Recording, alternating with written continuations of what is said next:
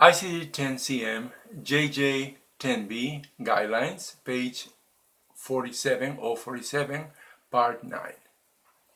The term encounter is used for all settings, including hospital admissions. Right. When you find the term or the word encounter in the codes, that means all settings, outpatient, inpatient, including hospitals admissions. And we have a little cartoon to help you remember that. Yes, hospital admissions. For your hospital gown, do you prefer paper or plastic? For your hospital gown, do you prefer paper or plastic? Okay? Now, the next theory is in the context of these guidelines, the term provider is used throughout the guidelines to mean what? Physician or any qualified healthcare practitioners who is legally accountable for establishing the patient's diagnosis. And for this, we have this figure, which Stephanie's going to read it. Chiropractor, dentists, general, oral and maxillofacial surgeons, orthodontists, prosthodontists, dentists, all other specialties, right? Etc., etc. Etc., etc. This is just the patient, and these are all the practitioners, right, who are legally accountable for establishing the patient's diagnosis. Okay. Now the third theory. Only this set of guidelines, approved by the cooperating parties, is official. Yeah, this is the official guidelines, right? And this set of guidelines was approved by the cooperating parties. Now, who are the cooperating parties? I'm going to read the acronym and then going to give you 2 to 3 seconds for you to guess, and then let's cover it so that they will practice. Okay? So AHA. Go. American Hospital Association. AHIMA or AHIMA. American Health Information Management Association. CMS. Centers for Medicare and Medicaid Services. NCHS. National Center for Health Statistics. And WHO or WHO. That is World Health Organization. That is owned by ICD. No, they own ICD. They are the owners of ICD. You're just borrowing from WHO, right? Yes. Okay, so that is the cooperating parties. It means that all these 1, 2, 3, 4, 5 are the ones who control ICD-10 CM. Okay? All right. That's enough for theory. Now we're going to go to the problem. So ready, set, go. Okay, ICD-10 JJ-10A, page, page, right? 363, exercise 5, and this is a level 2 exercise, and it reads like this. Congestive heart failure in patient with congenital interatrial septal defect.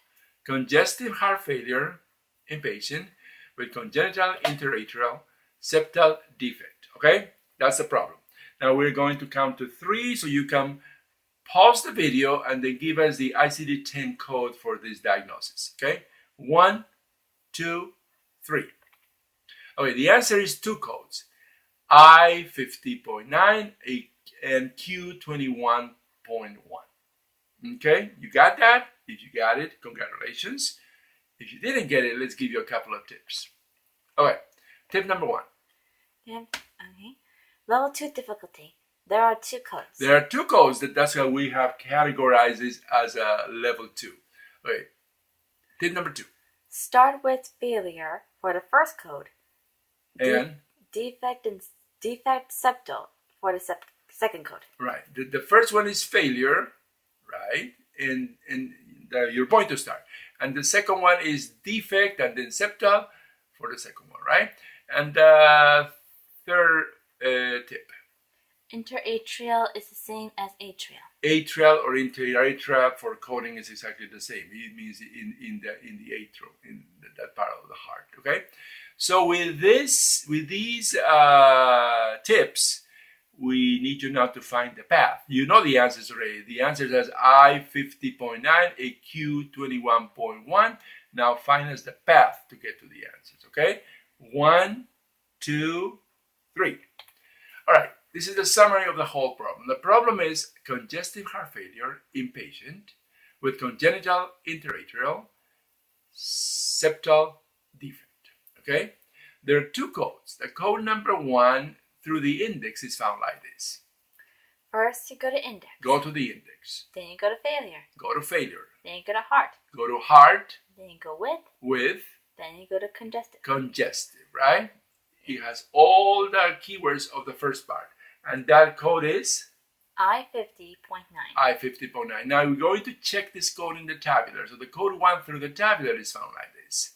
First, you go to tabular. Go to tabular. Then you go to I50. You start with the first 3 characters, which is I50, and what is that? Heart failure. Heart failure. Now we keep going, adding one more digit.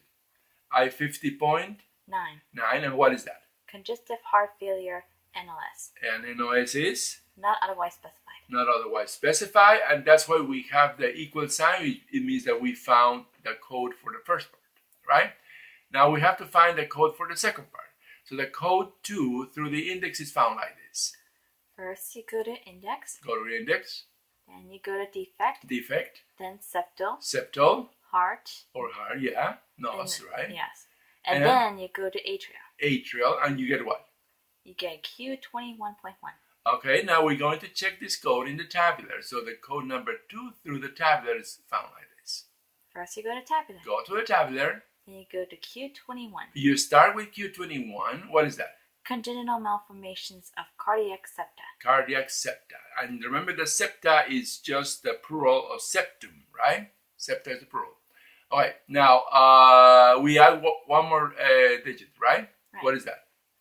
Well, that's one. 1. So it's Q21.1. And what is that? Atrial septal defect. That's exactly what we need. Atrial septal defect. That's why we have an equal sign, which means this is the second code that we need. So the answer is I50.9 and Q21.1. Okay? Now, don't forget to visit our website and also, you can subscribe to us in YouTube by clicking here for our new medical coding videos.